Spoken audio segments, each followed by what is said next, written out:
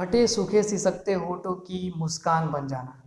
फटे सूखे सिसकते होठों की मुस्कान बन जाना। टूटा हो घर का आईना तो घर का मान बन जाना। फरिश्ते तो सभी बनते हैं मेरे दोस्त। फरिश्ते तो सभी बनते हैं मेरे दोस्त। और हो हौसले में उड़ान तो अपने आप को पहचानना और एक बेहतर इंसान बन जाना। माफ़ी चाहता हूँ आप सभी से कि आज अपने भाषा की शुरुआत हमने हिंदी में की है।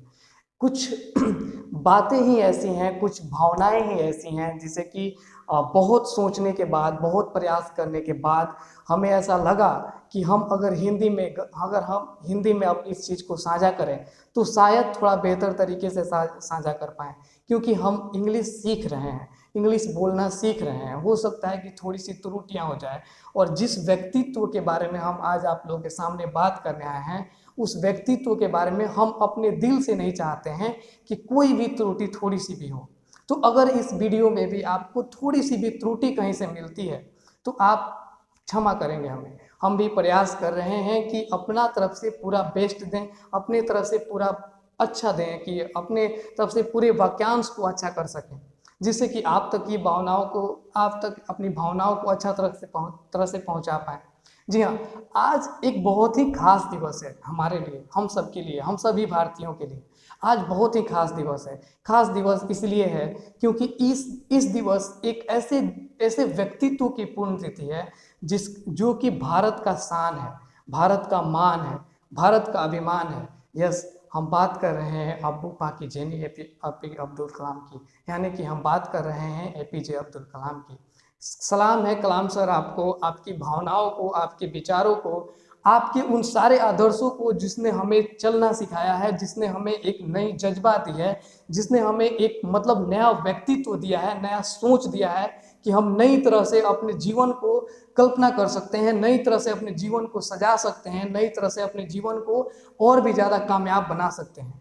हम दिन प्रतिदिन आपकी हर एक कही गई बातों को अमल करते हैं। हम दिन प्रतिदिन कही गई आपकी सारी भावनाओं को अपने में समेटने की प्रयास करते हैं। फिर भी हम कहीं ना कहीं थोड़े दिन प्रतिदिन सफल होंगे, लेकिन हमको अपने आप पे विश्वास है कि आपका कुछ अंश हमारे जीवन के भी अंश में जरूर सम्मिलित होगा।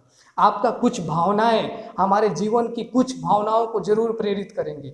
हम आपके जैसे एक सफल राष्ट्रपति तो नहीं बन सकते हैं, लेकिन हम अपने आप से ये प्रॉमिस करके चले हैं, हम अपने आप से ये वादा करके चले हैं, दृढ़ निश्चय करके चले हैं सर, कि हम आपके जैसे, आपके भावनाओं पे, आपके रास्तों को भी, आपके दिखाए गए रास्तों पे चलते चलते एक सच्चा इंसान, एक अच्छा इंसान, एक मतलब एक मानव, एक ऐसे व्यक्ति जरूर बन के दिखाएंगे जो कि लोगों को इंस्पायर करे, जो कि लोगों को अपना भावनाओं को बताते समय ये बताए कि हम उस देश के निवासी हैं जहाँ पे आपके जैसा सच्चा इंसान, आपके जैसा एक कर्मठ व्यक्ति, आपके जैसा एक कर्मठ राष्ट्रपति जन्म लिया, और उसने सारे चीज़ों की परिभाषा बदल के रख दी। उसने सभी चीज़ों का एक अपना मकसद बदल के रख दिया, मतलब बदल के रख दिया। उसने दिखाया कि जो व्यक्ति जो सोच सकता है वो कर सकता है, जो व्यक्ति जो सपने में भी सोच सकता है उस व्यक्ति को वो कर सकता है। मतलब कि आपने हमें चलना सिखाया, आपने हमें सपना देखना सिखाया। सपने देखने से सर हमको एक बातें आपकी बहुत याद आती हैं जो हमारे दिल के हमेशा करीब रही हैं और बहुत ज़्यादा प्रेरणा स्रोत रही है हमारे लिए। हम बहुत ज़्यादा अमल करते हैं इन सारी चीज़ों को। आपने अपने जीवन में आपकी इस कही गई बातों को, आपने कहा था सर, कि आपने कहा था कि वो व्यक्ति जो सो करके सपने देखता है वो सपना नहीं होता है, सपना वो होता है जो किसी व्यक्ति को सोने ना दे। सर, जिस दिन से आपने ये बातें कही हैं, सही में जिस दिन से हमने इस बातों को अपने अंदर उतारा है, जिस दिन से हमने इस बातों की मतलब समझी है, उस दिन से हमें लगता है कि हम जीवन का सारा पल सो कर ही गुजार देंगे। जीवन की सारी समय जो अच्छी समय है, जो लाभदायक समय है हमारे लिए, उसको हम सो कर ही बिता देंगे। सर, आप हमारे दिल के करीब हैं, आपकी कही गई बातें हमारे दिल के करीब हैं, आप हमेशा हमारे दिल में रहोगे। आज आज भारत बहुत सारे जातिवाद में फंसा हुआ है, बहुत सारी चीज़ों में फंसा हुआ है। सर, आज एक ऐसे सामान्य व्यक्ति हो, आप एक ऐसे आदरणीय व्यक्ति हो जो कि सर आप सारे जाति से, सारे समुदाय से, सारे फैक्टर से परे हो सर। आज आपका कोई भी व्यक्ति, कोई भारत का कोई भी व्यक्ति, चाहे वो किसी भी धर्म से हो, किसी भी जाति से हो, किसी भी संप्रदाय से हो, आज आपका नाम सर इज्जत से लेगा। आपकी तरह व्यक्तित्व बनने के लिए अपने आप को तपना पड़ेगा सर। आपकी मतलब कि आपने तप के दिखाया सर, आपने ये करके दिखाया, आपने वो करके दिखाया जो कि बहुत सारे लोग नहीं कर पाएंगे अपने जीवन में।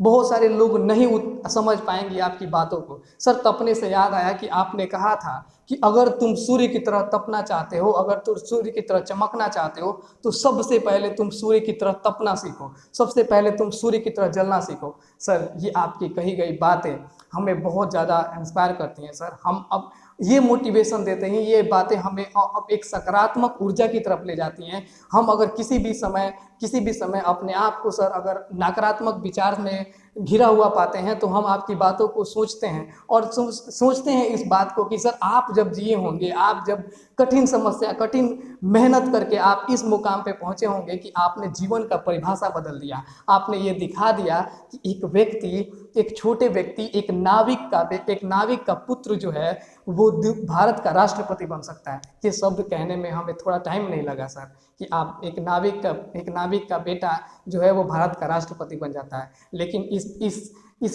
इस बीच की भावनाओं को, इस बीच की स्ट्रगल को, इस बीच की आपकी मेहनत को हम सलाम करते हैं अब्दुल कलाम सर। इस बीच की जितनी भी आपकी भावनाएं रही हैं, जो भी आपका संपूर्णता रहा है, जो भी आपका योगदान रहा है भारत के लिए, उसको हम सलाम करते हैं सब। आपके व्यक्तित्व को, आपके सारी कही गई बातों को, आपके जैसा व्यक्ति ना कोई दुनिया में हुआ है, ना कहीं कभी होगा। ठीक है, आपने विद्यार्थियों के जीवन में, हम विद्यार्थी हैं, आज सीख रहे हैं, आपने विद्यार्थियों के लिए, विद्यार्थियों के जीवन का परिभाषा ही बदल दिया सर। आपने मतलब कि दिखाया विद्यार्थियों को। आप सभी लोग कहते हैं कि दूसरे किसी को देख करके सीखो, उसको ऑब्जर्व करो, उसके बाद अपने अंदर सारी चीज़ों को लाओ। लेकिन आपने इस परिभाषा को बदल दिया सर। आपने ये किया कि आप खुद पहले बने, दूसरे के लिए उदाहरण बने और करके पहले दिखाया कि हाँ ऐसे होता है। उसके बाद सभी लोग आपको अनुसरण करने लगे। एक ऐसा व्यक्तित्व के बारे में हम बात कर रहे हैं जिसके बारे में मेरे जो अच्छे शब्द निकलेंगे, मेरे पास जो शब्द हैं वो शायद आपके व्यक्तित्व को बताने के लिए शायद सक्षम नहीं है। मेरी जो भाव है, मेरी जो भावनाएं हैं, वो आपके व्यक्तित्व पे सर एक प्रकाश नहीं डाल सकते हैं। लेकिन फिर भी मैं प्रयास करता रहूँगा कि आपके व्यक्तित्व पे, आपकी जो जीवन शैली है, आपका जो जितने भी आपने मेहनत किया है, उसको हम अपने अंदर उतारते रहें सर। हम आप विद्यार्थियों के जब बात आती है कि आपने विद्यार्थियों के जीवन को कैसे बदला, तो यहाँ पे एक शब्द याद आता है, यहाँ पे आपकी कही गई एक बातें याद आती हैं जो कि विद्यार्थियों के लिए मान स्वरूप हैं, जो कि विद्यार्थियों के लिए अभिमान स्वरूप हैं। वैसे विद्यार्थियों के लिए खास करके जिसको घर पर डांट मिलता था कि तुम क्लास में जा करके पीछे बैठ जाते हो, तुम पढ़ते लिखते कुछ नहीं हो, तुम टीचर के नज़र से बच के रहना चाहते हो, तुम अपने फ्रेंड्स में चुपचाप बैठ करके बातें करना चाहते हो, तुम लास्ट बेंच पे बैठते हो। और लास्ट बेंच के बैठने का उस समय का जो प्रचलन था, आपने सर उसको बदल दिया। आपने सर कहा था, वैसे बहुत सारी चीज़ें आज मैं नोट करके लाया हूँ, नोट करने पे मैं विश्वास करता हूँ, लेकिन मतलब कि बोलते समय उसको आज मैं आपको लेकर आया हूँ। और आपने कहा था, the best brain of the nation may be found from the last benches of the classroom. Sir इस बात ने आपकी मतलब पूरा हमारी व्यक्तित्व को बदल दिया, एक विद्यार्थी जीवन के व्यक्तित्व को बदल दिया, एक मान दिया लास्ट बेंच के विद्यार्थियों को, और एक सकारात्मक ऊर्जा दी लास्ट बेंच के विद्यार्थियों को, जो कि नकारात्मक ऊर्जा में जुड़े हुए थे, जो कि नकारात्मक ऊर्जा को झेल रहे थे। कि जैसे कि टीचर कहते थे क्लास में कि तुम लास्ट में बैठते हो, तुम कुछ नहीं कर सकते हो। पेरेंट्स कहते थे कि तुम लास्ट में बैठते हो, तुम कुछ नहीं कर सकते हो, तुम सिर्फ और सिर्फ तुम अपने दोस्तों में मिले रहते हो लास्ट बेंच में बैठ करके, टीचर आगे क्या पढ़ा रहे हैं कुछ नहीं तुम समझते हो। तो इन सारी चीज़ों का परिभाषा बदल दिया और लास्ट बेंचर्स के लिए आपने एक उम्मीद दी, आपने यह प्रेरणा दिया कि तुम जो कर सकते हो वो दुनिया का कोई भी व्यक्ति नहीं कर सकता है। तुम्हारे पास जो करने की जो क्षमता है वो दुनिया के किसी भी व्यक्ति के पास करने की वैसी कुछ क्षमता नहीं है।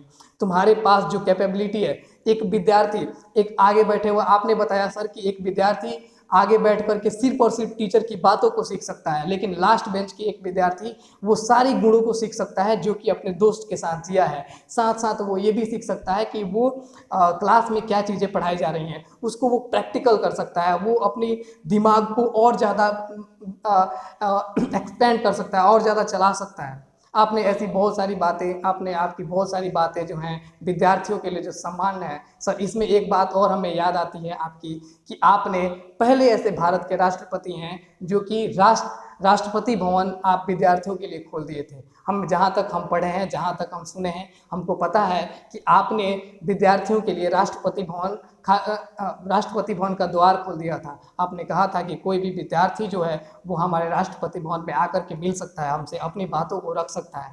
सर, हम आपके व्यक्तित्व को कैसे भूल जाएं? सर, हम आपकी प्रेरणा स्रोत वाक्यों को कैसे भूल जाएं, कि हम ये बात कैसे भूल जाएं कि वो 27 जुलाई 2015 की बात हम कैसे भूल जाएं, जो यहाँ पे आप विद्यार्थियों के बीच ही भाषण देते हुए आपकी जो बातें थी वो हमेशा के लिए चुप हो गई, आपके जो वाक्य थे हमेशा के लिए ख़त्म हो गए। ये कहने में थोड़ा सा हम हिचकिचा रहे हैं सर कि हमें बहुत आपसे प्रेम है, हमें बहुत आपसे लगाव है। हम चाहते हैं, हम पूजते हैं आपको, हम चाहते हैं कि हम आपके जैसे बने, हम चाहते हैं कि हमारे बाद आने वाली पीढ़ियां आपको अनुसरण करें और आपके व्यक्तित्व को अपने अंदर उतारे और आपके जैसा एक व्यक्तित्व बन के दिखाए। हम चाहते हैं कि भारत का एक राष्ट्रपति एक ऐसा मिले जो आपके जैसा हो, जिसके मरने के बाद भी उसके घर में छः जोड़ी कपड़े, एक जोड़ी जूते, एक घड़ी हाथ में और एक बहुत ही साधारण चीज़ आपके कमरे से मिलती है। आजकल का कोई भी ऐसा राष्ट्रपति नहीं है जो कि आजकल की पैसे कमाने में वो अपना स्वार्थी लाभ नहीं दिखाना चाहता है। आप भारत के एक ऐसे राष्ट्रपति रहे हैं जिसके पास कमाई कुछ नहीं है। अगर कमाई की बात करें तो सिर्फ और सिर्फ आपने कमाया है लोगों का प्यार, लोगों का इज्जत। सर, आप रिटायर हो जाने के बाद भी आपने मिसाइल बनाया। आप वैसे राजनेताओं के सामने पोखरण में खड़े थे। हमने देखा, हमने मूवी में देखा, हमने पढ़ा आपके जीवन को कि आप वहाँ पे पोखरण में खड़े थे। रिटायर हो जाने के बाद भी नेताओं के सामने जब परीक्षण किया जा रहा था परमाणु का, तो आपने बहुत सारी चीज़ें अग्नि परमाणु आपने भारत के लिए दिया, बहुत सारी चीज़ें मिसाइल बना करके दी और सब स्वदेशी करके दिया। कौन से ऐसे विद्यार्थी हैं आजकल के विद्यार्थियों से सर ये सुनते हुए हमें बहुत ही लज्जित महसूस होती है कि भारत में एक अच्छी शिक्षा व्यवस्था नहीं है, भारत में एक अच्छी नौकरी नहीं है, भारत का व्यक्ति कोई सफल व्यक्ति नहीं बन सकता है। लेकिन सर, आपने इन सारी चीज़ों को गलत साबित कर दिया। आप भारत के एक व्यक्ति, आप भारत में जन्म लिए और भारत में ही पढ़े, भारत में ही एक नौकरी किया, भारत के राष्ट्रपति बने, भारत के मिसाइल मैन बने और भारत की एक ऐसी ऊंचाइयों पे लेकर के गए जहां पे सभी देशों ने आपका सम्मान किया, सभी लोगों ने आपका सम्मान किया, सभी लोगों ने आपको सुना, सभी लोगों ने ये देखा कि एक व्यक्ति है भारत में जो कि पूरा स्वदेशी चीज़ों को अपना करके अपनी सारी बातों को बदल सकता है, अपनी सारी बातों को बदल सकता है, अपनी सारी चीज़ों को बदल सकता है।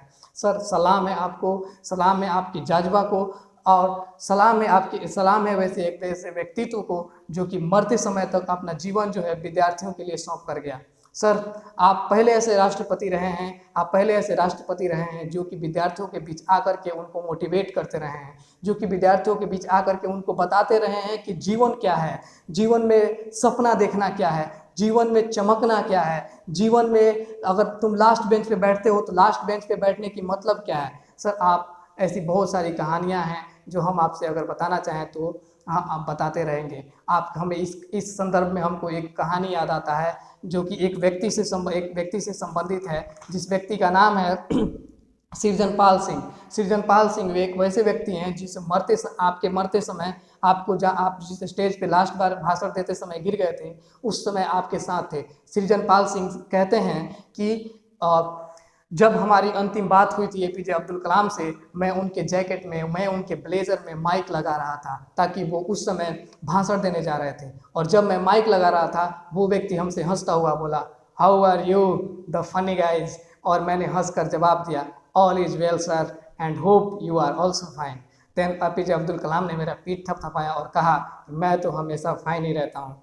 ठीक है, तो उसके बाद वो पीछे मुड़ गए और मुड़ करके पोडियम पे चले गए और अपना भाषण शुरू किया, और उसी भाषण के साथ आपकी शब्दों की समाप्ति हुई, आपके वाक्यों में विराम लग गया, आप वहाँ पे गिर गए और आपको वहाँ से एक मतलब आपको उठाया गया और आपको लेकर गया गया हॉस्पिटल में, और आपकी वहाँ पे देहांत हुई। ये बातें कहते समय हमें बहुत दिल पे आघात पहुँचते हैं, ये बातें कहते समय हमें बहुत थोड़ा सा हम सिसकते हैं, थोड़ा सा हम भावनाओं से भर जाते हैं, क्योंकि हम आपके बहुत बड़े फ़ैन हैं। अगर अपनी भाषा में कहें तो हम आपके बहुत बड़े प्रशंसक हैं। आपने भारतीयों को भारत में रह करके एक जीवन जीने का शैली दिया है। सलाम है आपकी, सलाम है कलाम साहब, आपकी सारी जज्बातों को सलाम करते हैं हम, आपकी सारी बातों को सलाम है वैसे व्यक्तित्व को जिन्होंने एक नई दिशा दी, एक विद्यार्थियों को नया जीवन दिया।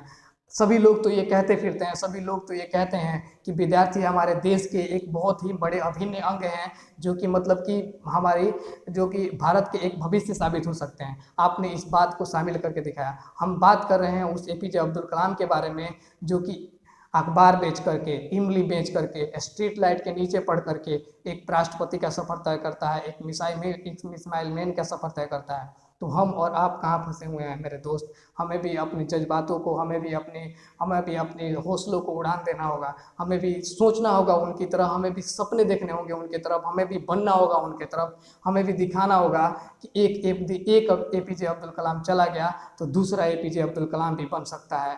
भारत किसी एपीजे अब्दुल कलाम की भावनाओं को सीख करके, उनसे बातों को सीख कर से, उनसे प्रेरणा लेकर के हम और भी अच्छा कर सकते हैं। अपने अंदर हम ये प्रकाश लेकर चलते हैं, आपके जीवन से ये बातें सीख करके चलते हैं कि आपने जो बताया, आपने जो कहा हमसे, हम उस पर अमल करेंगे और हम एक ऐसा व्यक्तित्व बनेंगे जीवन में कि जिसको याद रखे दुनिया, जो कि एक सामान्य के रूप से देखे। आपने ये प्रूफ कर दिया सर कि गरीबी कोई बहुत बड़ी फैक्टर नहीं है। आजकल विद्यार्थियों के ज़बान से सुनने के लिए मिलता है कि हमारे माता पिता हमको पढ़ा नहीं सकते हैं, इसलिए हम कुछ अच्छा नहीं कर सकते हैं।